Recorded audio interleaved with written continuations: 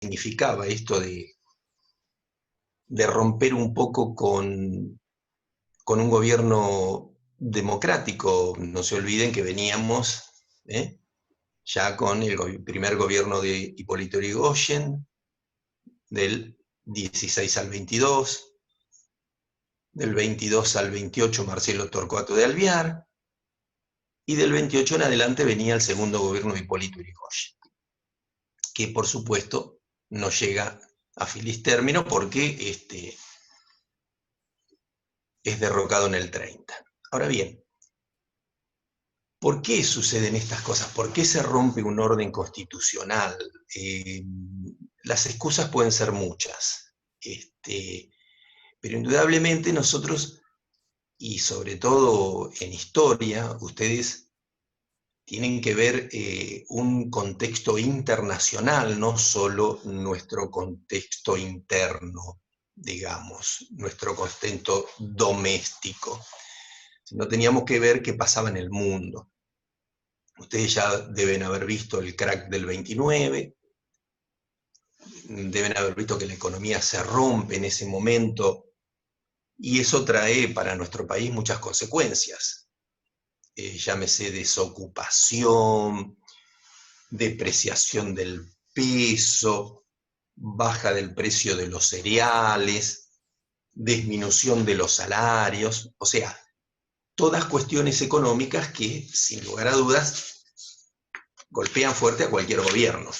El gobierno de Yrigoyen ya venía un poco alicaído con otras cuestiones que sí verdaderamente eran internas y con cuestiones que tenían que ver con lo laboral y con la producción también, ¿no? O sea, es decir, ahí había un choque importante. Ya sabemos el peso que tiene la economía en cualquier país y sobre todo el peso que tiene cuando se deja de producir o se produce sin, digamos, ser para el que produce un beneficio importante. Entonces, cuando todo es como una lucha sin mayores beneficios, en economía esto se paga muy caro. Yrigoyen no iba a ser la excepción. Bien, pero ¿qué pasaba en el mundo? Ustedes piensen en los gobiernos, en el gobierno fascista de Mussolini, ustedes piensen también Hitler en Alemania, todas estas, digamos, posturas extremistas de formas de gobierno, totalitarismos, como se los llamó, y bien se los llamó totalitarismos, en donde ya, digamos, el campo de las ideas empezaba a flaquear, por decirlo de alguna manera. O sea, acá era más fuerza que ideas, más imposición de lo que el gobierno pretendía por intermedio de la fuerza, mucho más allá que la razón, ¿no? O sea, que la razón de llevar adelante una medida. Entonces, si en Europa estaba pasando eso, si por el otro lado teníamos el crack del 29, también eso empezó a repercutir en nuestra región. ¿Y qué trajo eso? Bueno, precisamente también gobiernos de facto, gobiernos por la fuerza y no por el derecho. Lo que nosotros dijimos de un inicio fue que siempre existe alguien dispuesto en cualquier país a hacer o a cumplir, digamos, las directivas de los más poderosos, de los económicamente más poderosos. En este caso hablamos de la figura de Uriburu. Dijimos que él había sido uno de los principales mentores de esta cuestión, pero también porque el ejército en la Argentina se fue formando gracias a lo que ustedes tal vez ya vieron que son las logias, y los golpes de Estado también estaban de alguna manera programados dentro de estas logias. Las logias masónicas, que es la que ustedes deben conocer, se formaban siempre con algún objetivo. Cuando estas logias pertenecían o estaban formadas por militares, por supuesto que ellos discutían quién ejercía el poder, bajo qué condiciones y si eso estaba bien o estaba mal. También la figura del ex ministro de guerra, el general Agustín P. Justo, tuvo un papel preponderante, porque estas figuras que nosotros nombramos son liberales conservadores, o podríamos hasta decir conservadores sin más, ¿no? Sin necesidad de hablar de liberales. Pero siempre decimos que un texto sin contexto es un pretexto. Es decir, si no hay un contexto que avale una decisión tomada por un grupo por la fuerza, probablemente eso no pueda suceder. Entonces acá, en la Argentina, siempre los golpes fueron cívico-militares, es decir, que también los civiles participaron directa o indirectamente en esos golpes de Estado. Y acá también, por supuesto, no iba a ser la excepción. Estos mismos civiles que después, con el tiempo, se arrepintieron de que se les diera un golpe de Estado a Hipólito Yrigoyen. Porque precisamente si podemos hablar de alguien demócrata, como ya lo hemos anticipado, era de Hipólito Yrigoyen, con sus errores, con sus problemáticas, hasta podríamos decir con sus conocimientos de economía bastante endebles, pero siempre pensando en la democracia y en el ejercicio de las instituciones, que es lo que nosotros queremos, que las instituciones funcionen. Cuando hablamos de instituciones, no solo estamos hablando de los poderes, ¿no? No solo estamos hablando del poder ejecutivo, legislativo, judicial, que eso en una república tiene que funcionar como un relojito, sino también de otras instituciones democráticas que hacen a la república. Entonces, eso estaba un poco, digamos, desalineado en este segundo gobierno de Hipólito Yrigoyen. El manifiesto, como nosotros ya dijimos en la clase anterior, el manifiesto revolucionario, este manifiesto que precisamente justificaba en palabras algunas de las directivas que iban a tomar estos militares y no militares, como dijimos, ¿no? Civiles también, estaban en el desorden. Básicamente todo lo que enumeran tiene que ver con el desorden institucional, por supuesto. Y que ellos son los mentores del nuevo orden, ¿no? Que ellos son los que van a venir a ofrecernos una salida institucional mucho más acorde con las circunstancias en que se estaban viviendo, ¿no? El 30, como dijimos, no es un buen momento ni en lo económico, ni en lo político, ni en lo social. Ahora bien, se lo acusa al gobierno de corrupción administrativa, por ejemplo, se lo acusa de inercia administrativa, de ausencia de justicia, de anarquía universitaria, etcétera, etcétera, etcétera. Es decir, que se apela a la fuerza para poner todas esas menciones que hacen en orden. Lo que pasa es que podemos discutir qué es para ellos el orden, y si lo que ellos no están buscando son conveniencias o intereses personales, en todo caso financieros, pero ponemos en duda que realmente todo eso que ellos enuncian fuese así.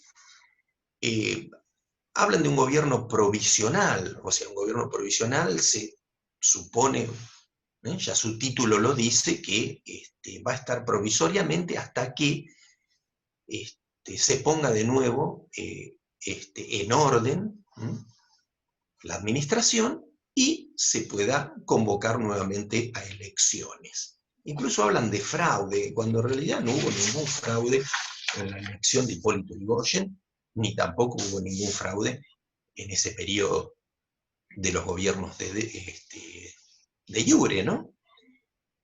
Es muy difícil justificar un golpe de Estado, y eso era lo que le pasaba.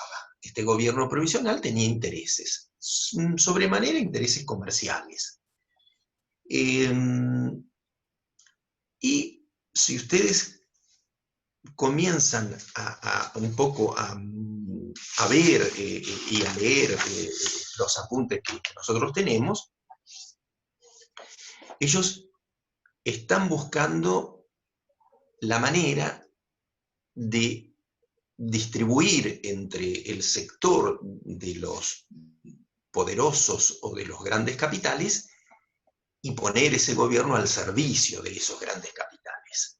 Esa en última instancia es la idea principal de ellos.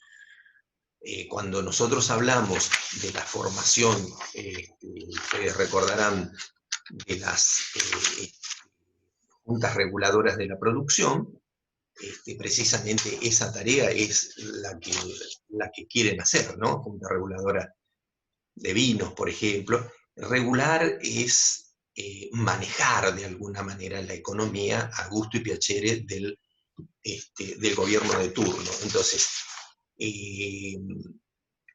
cuando ustedes hablan de cualquier comisión o cualquier junta reguladora de la producción, es eso, le van a poner condiciones a la hora de producir, condiciones que muchas veces no son ventajosas y que además llevan una carga tributaria e impositiva muy grande. Es decir, que el gobierno se convierte de alguna manera no en el que va a ayudar al productor, sino el que le va a sacar al productor de su producción todo lo que más pueda. Es decir, que limita la producción porque son juntas reguladoras de la producción. Y si nosotros consideramos que el Estado tiene que regular a la producción, entonces acá empezamos a ver qué es lo que le quiere regular. Quiere controlar lo que produce, quiere controlar el precio de lo que vende, quiere controlar. Es decir, la economía no se abre, la economía se cierra con esas juntas. No se beneficia al productor, no se beneficia al pueblo en su conjunto, sino que se está beneficiando con esas juntas reguladoras al gobierno. El gobierno sabe bien cuánto se produce, cómo se produce, qué se hace con lo que se produce.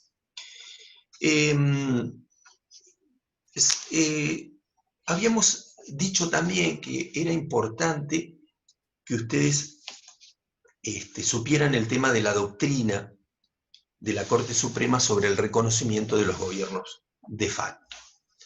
O sea, ¿puede la Corte Suprema de Justicia de la Nación reconocer a un gobierno de facto? Uno diría no precisamente uno de los tres poderes que hacen a la República no puede estar reconociendo un gobierno de facto.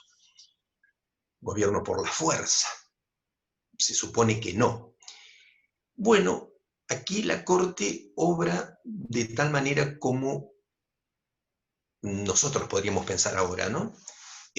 Como que no tenía alternativa, como que lo tenía que reconocer porque no había otra manera. Y reconocerlo era simplemente decirle al gobierno, bueno, reconocemos su autoridad, reconocemos que ustedes son los que gobiernan, pero lejos estamos de estar de acuerdo con ustedes. y que esto va a ser simplemente una transición hasta que se puedan celebrar elecciones, y bueno, y después veremos. Bueno, esto no ocurrió tan prontamente como uno cree, ¿no? Si bien ocurrió, fue a través del fraude, o sea, no me refiero que no ocurrió esto de volver a la democracia representativa como se debe. Esto llevó un tiempo y se los conoce a este periodo como de un gran fraude para cualquier tipo de elección de los gobernantes. Bien, pero dijimos en qué se apara. Acá había una necesidad de reconocer un gobierno, ¿no? Había una necesidad de reconocerlo porque no podíamos quedarnos sin autoridades.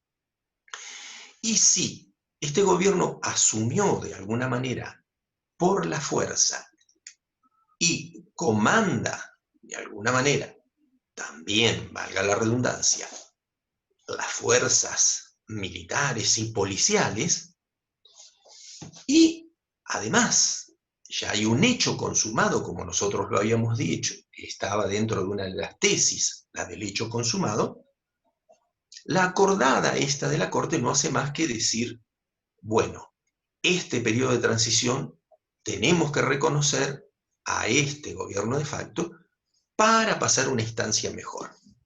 No lo hace inocentemente, pero lo hace, lo justifica y, bueno, la democracia no puede justificar, los demócratas, perdón, no pueden justificar ese tipo de conductas, ¿no?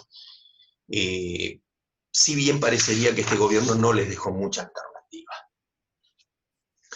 Bien,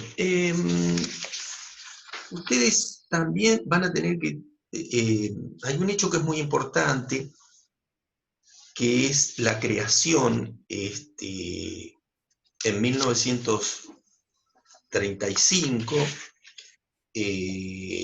del Banco Central de la República Argentina. Esto es importante. Es importante, pero no significa que el Banco Central de la República Argentina haya mejorado la situación, digamos, de las finanzas, ¿no? No es que vino el Banco de la República Argentina a salvar a la economía argentina. No, todo lo contrario. De hecho, ha servido para cometer demasiados errores. Es el banco de los bancos, o sea que el Banco de la República Argentina, que viene a ser, es un banco que regula el trabajo de todos los bancos, por eso se lo conoce como el Banco de los Bancos. Bueno, acá se trataba de tener una institución nacional que pudiera ser una especie, ser el corazón del sistema monetario, por decirlo así. Es decir, cómo manejamos esto de la circulación del dinero, cómo controlamos a los bancos privados que no sean usureros, cómo controlamos a los bancos privados garantizando depósitos o ese tipo de cosas. Entonces,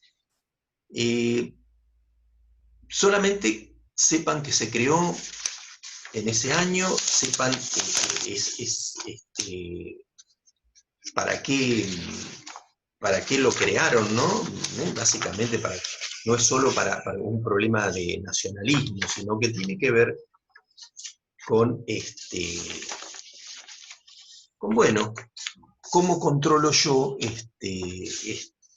a los demás bancos, a los bancos privados. Bueno, el Banco Central es el que los controla, ¿eh? Cómo controlo al Citibank, cómo controlo al Banco de Galicia, cómo controlo al banco, etcétera, etcétera, etcétera. Eso es lo que hace el Banco Central. Lo controlo, además, tiene otras tareas, también maneja, pero no vamos a entrar a hablar del Banco Central de la República Argentina, porque no es el tema. pero controla todo, todo el dinero que entra y que sale de nuestro país por las exportaciones e importaciones, etcétera, etcétera. Bien. Como ya les dije, fue creado en 1935. Era una sociedad anónima, privada en principio, pero después eso cambió. Otro tema que es importante que ustedes vean, y yo no recuerdo si en la primera clase lo vimos, pero es el Tratado Roca-Runciman. Yo no me acuerdo si lo dimos, pero lo vamos a recordar. Acá el Tratado Roca-Runciman de 1933, ahí se empieza con el convenio, con el suplemento y el protocolo. Son instrumentos firmados, como le dije, entre mayo y septiembre de 1933, entre el vicepresidente argentino, Julio Argentino Roca Hijo, y el presidente del Board of Trade de Inglaterra, Runciman. En realidad es un tratado de intercambio comercial, eso es lo que se trata, pero un intercambio comercial muy desventajoso para nosotros, terriblemente desventajosos, porque prácticamente todas las ventajas se las llevaba Inglaterra. Un poco también, fíjense en qué año se firman y fíjense en lo que estábamos diciendo de que estos gobiernos conservadores tenían su corazoncito más afuera que adentro de nuestro país. Incluso hubo un gran problema ahí que no está relacionado, o sea, está relacionado con este tema, pero que tuvo que ver con el debate de las carnes, que nosotros no lo tenemos en el programa, pero que tiene que ver con Lisandro de la Torre y todo lo que sucedió a partir de los negocios espurios que hacían los ingleses en los frigoríficos con la exportación de las carnes. Bueno, ¿cuáles eran las ventajas para Inglaterra de este Roca-Runciman? Bueno, en realidad no impone ningún tipo de restricción a compra de carne argentina. Es decir, que Inglaterra podía comprar toda la carne argentina que quisiera, y no le podíamos decir que no. Controlaba el 85% de las exportaciones de carnes, o sea, desde la Argentina. El 85% de la carne que nosotros exportamos era controlada por ellos. Y el restante 15% que nos quedaba para nosotros, como diciendo podemos hacer lo que quisiéramos,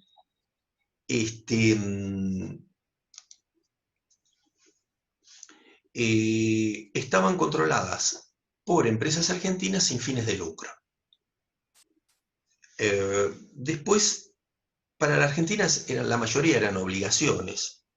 Por ejemplo, mantener libres de derechos arancelarios al carbón, mercadería que en general no pagaban derechos. Para aquellas mercaderías que vinieran de Inglaterra, o sea, importadas de Inglaterra, volvíamos las tasas a 1930, o sea, 3 años atrás, y no podíamos imponer nuevos derechos ni aumentar los ya existentes, es decir, las ventajas arancelarias, lo que se le cobra de impuestos por introducir una mercadería, todo eso era una ventaja para los ingleses.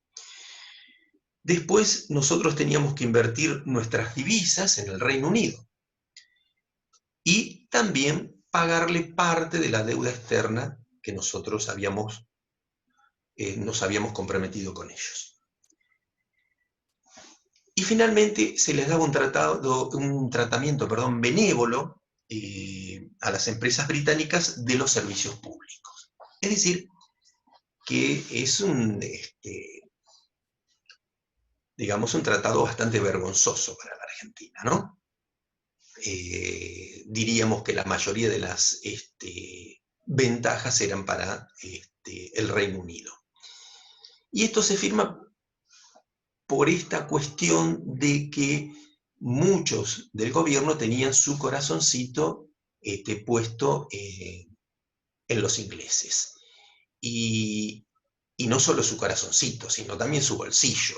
Es decir, que muchos gobernantes argentinos sacaban, usufructuaban esta situación, por decirlo de alguna manera, y ahí quedaba, digamos, como les dije yo, el tema del debate de las carnes, ¿no? O sea, había un interés que sobrepasaba el interés estatal, como tiene cualquier Estado al firmar un tratado, y tenía mucho más que ver con los intereses privados de muchos poderosos, no solo empresarios, sino otros que no lo eran. Es decir, que de esto desprendemos la situación que hay un interés público y hay un interés privado, del cual ya también hemos hecho mención. Y no debería el interés privado ir en contra del interés estatal, sino trabajar aunados, es decir, lo conveniente sería que ambos intereses, tanto el del Estado, que somos todos, toda la sociedad en su conjunto, como los intereses privados de cada uno de los particulares, que sean empresarios, financistas o lo que sea, no chocaran, sino que fueran todos hacia un mismo lugar. Si queremos hacer un país grande, ambos capitales tienen que ir sobre, digamos, el interés de la nación. Pero sin embargo eso choca y a veces, ustedes tengan en cuenta que el gran capital de una nación es privado, no es público. Si nosotros contamos todo lo que está en manos de los privados, es muy superior a lo que está en manos del Estado. Entonces, ese poder que ejerce lo privado sobre lo público tiene que estar puesto al servicio de la nación, no en contra de la nación. Y por ende también pasaría lo mismo con el Estado. El Estado no puede ir en contra de los intereses privados, sino que trataría, por lo menos en sus decisiones, de favorecer la producción, de favorecer al productor, de favorecer el interés público o de interés, o los intereses del público, digamos, de todos nosotros. Bueno, ¿hasta acá estamos bien? ¿Alguna pregunta? Carlos, Sí, le quedan más o menos 5 minutos. bien. Bueno, perfecto. No sé si volvemos a entrar nuevamente al Zoom o... No, no, no. No, no, con 5 minutos creo que ya damos, sí, vemos si alguno tiene alguna pregunta, pero me parece que en 5 minutos ya podemos estar terminando. Lo único, no sé, los chicos que me digan, a ver cómo se Todo bien, entendió. profe, todo claro, ¿Sí? sí, sí. ¿Sí? ¿Se entendió? Evelina, ¿se entendió?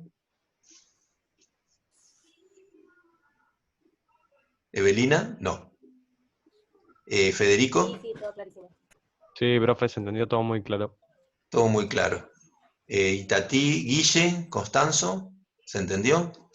Sí, sí, por mi parte ninguna duda. Bueno, bien, entonces nos quedan unos 3 minutos. Esto es para darles un approach de cómo vamos a hacer el examen, ¿no? Yo creo que lo vamos a programar para el 14. Para el martes 14 vamos a programar el parcial de mi unidad. Estoy casi seguro que va a ser para el 14. De cualquier manera, les voy a avisar con tiempo si lo cambio.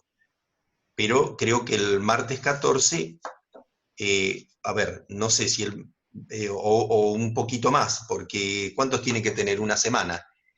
Claro, hoy es 7. Bueno, por ahí lo programamos para el otro martes. No me quiero superponer con nadie. Pero bueno, la idea es darles suficiente tiempo como para que lean. algunos tics para que ustedes tengan en cuenta es, está muy claro en el programa cuáles son los temas. Está muy claro que si yo, en el programa, en la unidad 20 está muy claro, habla de la Revolución del 30, el Manifiesto Revolucionario.